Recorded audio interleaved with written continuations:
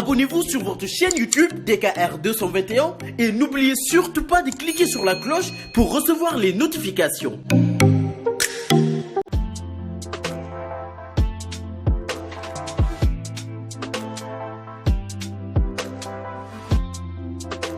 Oui, à mon avis, je crois que gis naa ne saison bi mu ubbi ak léegi donc logiquement mi ngi commencé du 1er octobre mais bi muy ubbi pratiquement décembre la donc combat yi ëpp yëpp janvier lañu ko defee mars mu taxaw donc à partir du 8 ou 15 mars donc ci la combat yi taxaw donc saison bi logiquement mi ngi war a jeex en principe le 31 juillet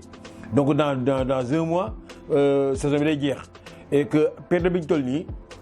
mbër yi bi ñu toogee depuis mars. Donc seen entraînement demetul noonu parce que demetul noonu ci kaw entraînement individuel lay doon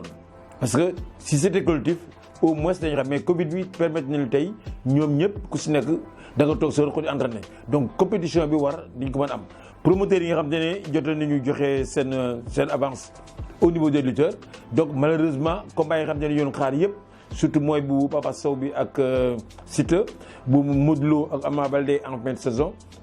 antawul donc loolu permettre tey promoteurs yi war a mën dëggaat donc si c'était vraiment la décision ministérielle war na mën taxaw saison bi dañ koy tëj au mois d'octobre mu ubbiwaat ñu recommander encore yeneen facteurs.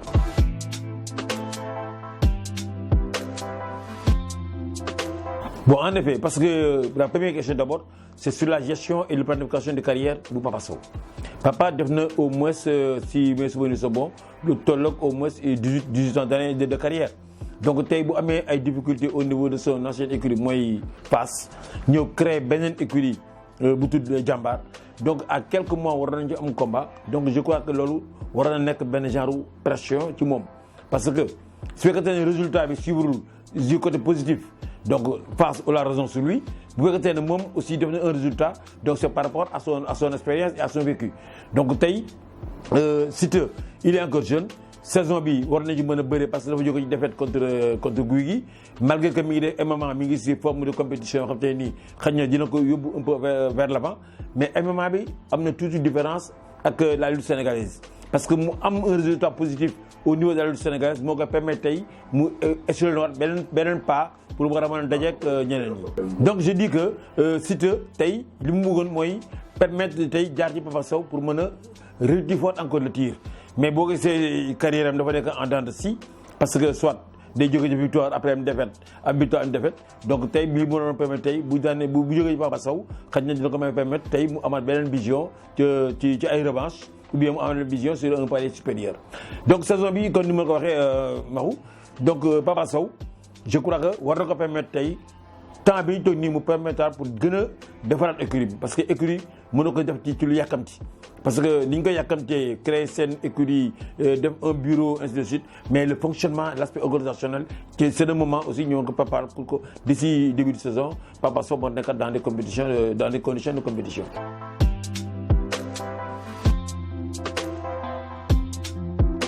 Non mënul nekk en actualité parce que il y a pas de signature et d'engagement de contrat des deux parties parce que ci li ñuy dégg ci les médias il y a que Ama Baldé moom moo jël une avance de sa part pour un montage de combat mais jusqu'à ce que Modou Lô jóge États-Unis peut-être le contrat de confiance échange entre moom ak Luc Nicolaï parce que c'est les amis xëy na mën na ko permettre tey ñu jàppoon ne combat boobu doon nekk un combat royal en fin de saison mais malheureusement Covid bi ñëw na arrêté ko Luc Nicolaï est en prison donc kan mooy mu def montage boobu donc je crois que montage boobu dañuy permettre tey bu saison bi tëjee ñu mën toogaat si yàlla defee Luc Nicolaï génn dans de meilleures conditions war na ko mën a relancer waat même bu génnaatul aussi war mën continuer encore ses séjours au niveau de la prison je ne pense pas que combat boobu war mën taxaw à moins que beneen promoteur jël ko.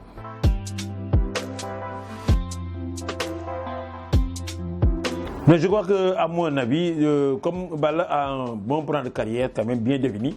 bien orienté par son staff la famille Ndiaye Aziz Ndiaye Baye Ndiaye ainsi de suite je crois que ñooñu que sans compter son staff technique Balla Gaye 1 dañ koy teg ci yoonu compétition Balla am na ay benn plan de carrière yoo xam ne da ci ñëw yéeg ci au moins avec beaucoup de victoires jusqu'à ce que mu dégg roi des arènes mais malheureusement aussi son parcours am ay couac mu daan si ñaari yoon contre Bombardier contre Eumeu Sène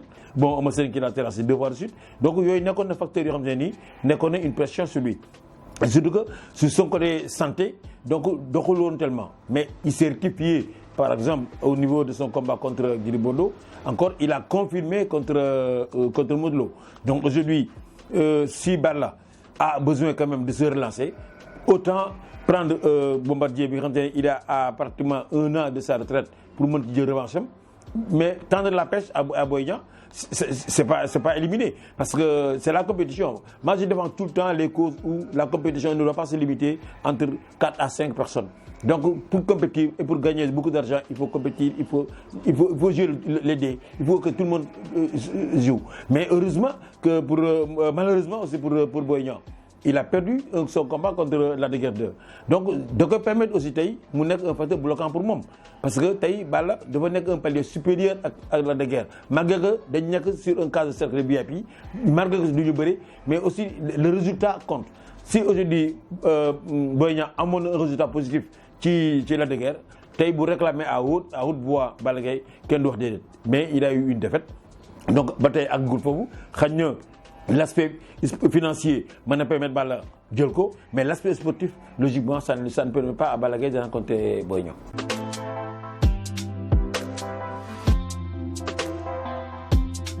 Non, c'est pas une première que Gaston dem jël aussi mais il a de l'expérience par rapport ak l'événementiel. C'est comme au cas où Petit Mbaye était là, Gaston était là, même je crois que Gaston moo jiitu sax Petit Mbaye mais yooyu yëpp nekkoon na loo xam te ne ñoom ñaar dañu amoon passé yoo xam ne tey l'événementiel dañ ko mënoon ba li ñu ko lay ñëw ba Aziz Ndiaye ñëw ñoom Baye Ndiaye ainsi de suite donc promoteurs yi bari ñëwoon nañu indi seen pierre à l'édifice mais ak les difficultés bi xam ne tey làmb am na nii Gaston ñëw en 2019 tëgg Balla Gaye Gris Bordeaux ça a réussi faire ça dès le stade Demba Diop je crois pas que tey promoteurs yi nga xam te ne ñoo fi nekk tey nii amagu nañu moyen bi parce que boobu sponsors yi ñu ngi accompagné am na expérience événementielle l'État da koy appuyer parce que à chaque instant da ngay dégg Gaston di wax ne damay defar une certaine politique pour que le président puisse émerger pour que le puissant puisse ceci pour que le président ceci cela donc je crois que aspect boobu dañ ko koy nungul parce que xam na ko mën na ko mais nag aussi su fekkente ne l'aspect financier et pécuniaire ça peut l'arranger je crois pas que aujourd'hui tey Gaston mën na bañ loolu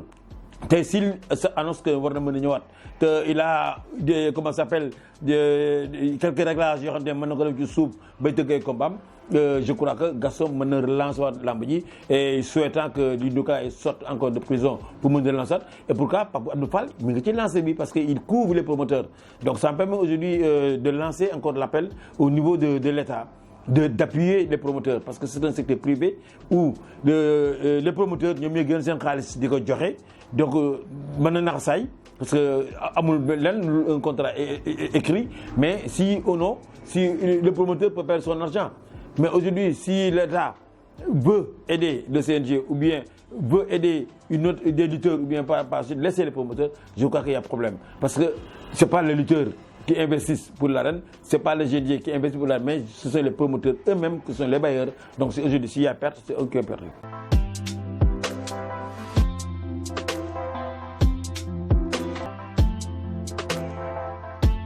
Non, en effet, moi, le manque de communication au niveau de la structure directrice, le CNG. Parce qu'au niveau des fédérations de basket, de football, de handball, et de karaté et tous, ils sortent et ils communiquent. Ñu ngi partagé ñu ngi wax ak nit ñi certes que le CNG dem na à l'appui du Covid les lutteurs dem nañu à l'appui du Covid yooyu yëpp ak ñoom Yékini ainsi de suite mais le fait c'est pas ça il faut que les écuries aussi deviennent plus fortes comment am une bonne organisation administrative d'abord une bonne organisation de communication une organisation d'organisation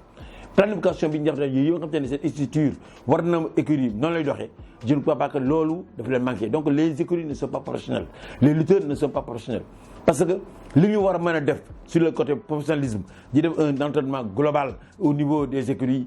ils préfèrent laisser les entraîneurs ici dem en Europe casquer des millions et laisser les entraîneurs ici au Sénégal alors que ça c'est anormal donc bu ñu ñëwaatee aussi l'entraîneur est obligé de rester avec ñoom pendant au moins 1 mois ferme et ils ne gagnent absolument rien du tout ou bien ils ne gagnent que des miettes donc si aujourd'hui les lutteurs ñoom seen bopp xam nañ ne l'événement qui existe actuellement, surtout à cause de la maladie pandémie, l'année prochaine, on va avoir une certaine autocritique en eux, wagner les cachets. Parce que les cachets de 100 millions, les promoteurs qui sont là actuellement, si un promoteur enlève 25 millions, 50 millions, donne ça à deux lutteurs, mais c'est une perte pour lui. Parce que xaalis boobu tey bu ko téewoon mën na ci investir dafa ci leneen mais tey toog na au moins 6 mois yoo xam ne dañu ko bëri donc 3 mois encore saison ubbiwaat fan la jëlaat ay ressources pour encore additionnelles pour mën a remonter combat bi et que les lutteurs je ne crois pas ça je ne pense pas que dinañ taxaw de la ay rajout au promoteur parce que le promoteur ce qu'il a fait c'est de donner son argent donner lavage de son argent pour pouvoir faire une mais si aujourd'hui le lutteur n'est pas en mesure d'accepter ces engagements. Donc le professionnalisme de ces lutteurs, ça reste à tout le temps à décrire. Moi, j'ai décrit ça tout le temps. Pour être professionnel, il faut qu'il y ait un président d'écurie fort. Il faut un secrétaire général fort. Il faut un trésorier fort. Pour qu'au moins, nous savons ni entreprise. Parce que l'écurie, équipe neutrale. Même équipe neutrale, c'est des professionnels. Parce que l'équipe neutrale, je peux dire que nous avons titillé le championnat.